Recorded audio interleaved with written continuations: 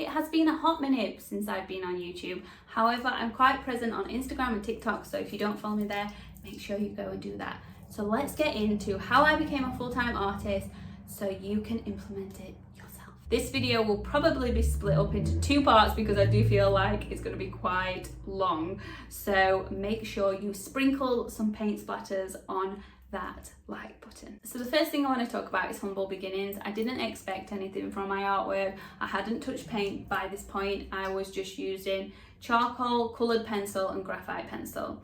And I'd been drawing for probably up to a year, but when I mean like up to a year, I was just doing it sort of like willy-nilly, just every time I had the time. I wasn't dedicating my time to it. And I drew my nephew for his first birthday. He turned 10 a few months ago, so it just shows like how long I've been working at this. And at that point I knew I could do something with it. I knew that I got to a skill level where it was possible to sell my work. I just didn't know how to sell it. So that is really important because for me, I didn't start with an expectation of trying to sell my work. I just wanted to really enjoy the process of getting better, and I did. So that was my first step in my journey. The second step in my journey was using different mediums. So I have been all the way through, like I just said, graphite first, charcoal, coloured pencil, and then I went to pan pastel. I used just normal pastel, like soft pastels. Then I went to watercolour, acrylic and oil paint. So I worked my way all through the mediums. My brain enjoys the process of learning different things. So it was actually a really nice experiment for me. And I loved drawing with coloured pencil. However, I was having serious problems with my wrist. It's still a problem today, to be fair. And I went to have it x-rayed and they told me I had signs of arthritis in my wrist. At the time I was like 27, so I was like, oh my god, like what am I going to be like when I'm 50? So when we discussed it, they knew I was an artist and they asked me to try and find something more free-flowing, because the problem with coloured pencil is I was holding it like this, like, you know, even when I clench my hand, I can feel it like all down my fingers, essentially like carpal tunnel, if you've ever come across that. And I thought, what could I do that's more loose? So I tried painting, tried watercolour. I just couldn't crack on with watercolour. It's just not for me.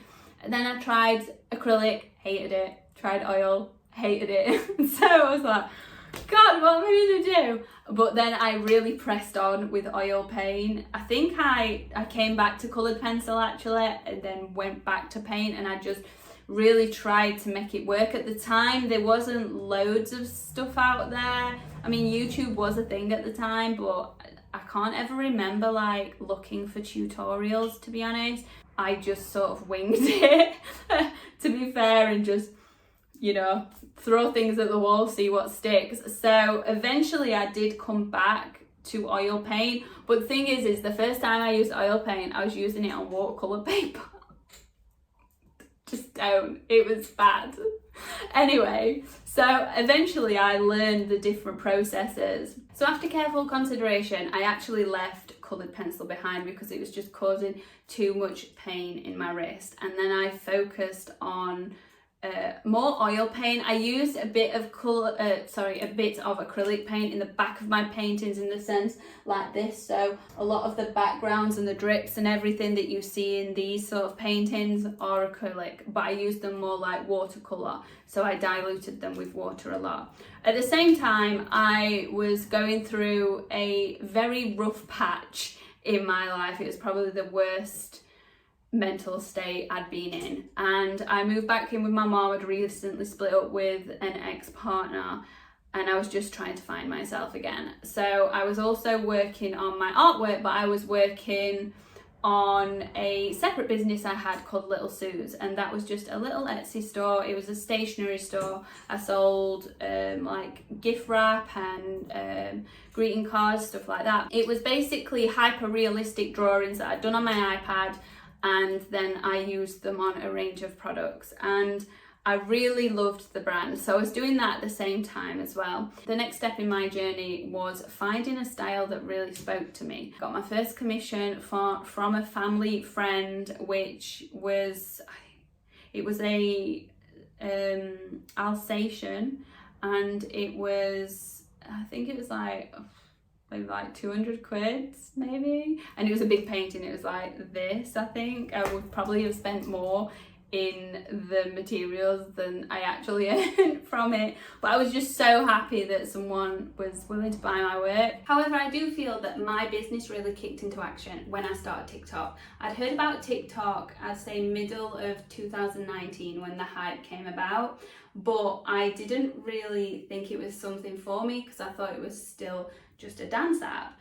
And I'd heard about it from Gary Vee because he's straight to the point, and I really like Gary Vee. But it was when I started with it in 2020, just before lockdown. I think it was February, and my friend was saying to me, you should get on there, it's not dancing anymore. So I did, and I think it was like my 5th video maybe. It was a time lapse of a humpback whale. It was a commission from a lady from Australia that I'd actually got through Instagram, and I posted it, and within I think like an hour it had like 20k views, and I was like, it's viral. But then obviously it settled and I kept going with it. Some videos did well, some videos didn't do well, but that's essentially where I first gained attention. It was a time that I felt like this was never going to work because I felt like I was going backwards and forwards. It was always like inconsistent. I had to go back to work and then go back into my art business and go back to work and back into my art business. And it was when July 2023 came around that I felt like it was going in the right direction, when the viral videos come. And to be honest, going viral is great on one hand but not so great on the other. There was times where I would like take my laptop to dinner with my boyfriend and our friends, and I'd be like, it's either I'm here with my laptop or I'm not here at all, because I was so overwhelmed by all the attention, but also I really appreciated the attention, so it was like a two-edged sword sort of thing. There were a time that I think it was either July or August, I actually earned £7,000, which was madness to me. But I had worked for a long time for that. I had been on social media for a long time building that up. So even though it seemed like a lot in a short space of time, it wasn't a lot in how much work I'd actually put in to growing my business. So when I got the viral videos, it was very stressful, very overwhelming, but I was so grateful on the same hand. There was 1 month that I earned £7,000. I'd sold a lot of my work, I booked in a lot of commissions. At the time I was working full-time from home for the NHS. I was able to quit that job because I saw a path for myself. I was hoping that it was all going to work out well. It was daunting because obviously I was renting my own house at the time by myself, and that was a bit nerve-wracking, but I just felt it was going in that direction, and I knew I had so many months like booked in. I think I had about 8 months booked in, so if it came to it I could sort of look for another job further down the line if I wasn't bringing in more money. Luckily I was able to continue from this success, and some months, honestly, some months I've not earned anything, and then other months I've earned enough to take me through like 3 months. So it has its inconsistencies, I'm not gonna lie. I'm still in a position where I'm still building it up, but I can't describe to you how much social media has been in it's the platform that's really been able for me to spread my wings and grow my business. I've sold to places like Sweden. I actually sell to the US a hell of a lot. Sweden, Australia, Netherlands. I've got somewhere going to Iceland in a couple of weeks' time. So it's not only being able to grow my career, but also grow my business around the world, which is such a massive thing. Now we come to 2024, my main goal is to be known in the art world. So this is my new work and this is my old work. And my new work is especially for galleries. I want my name to be known in galleries and in the art world, not just selling work online. I mean, that's great and all, but I do want to be known outside of this little room and this video.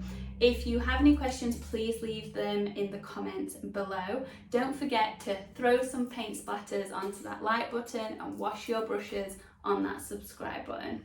Thank you very much. See you soon. Stay creative.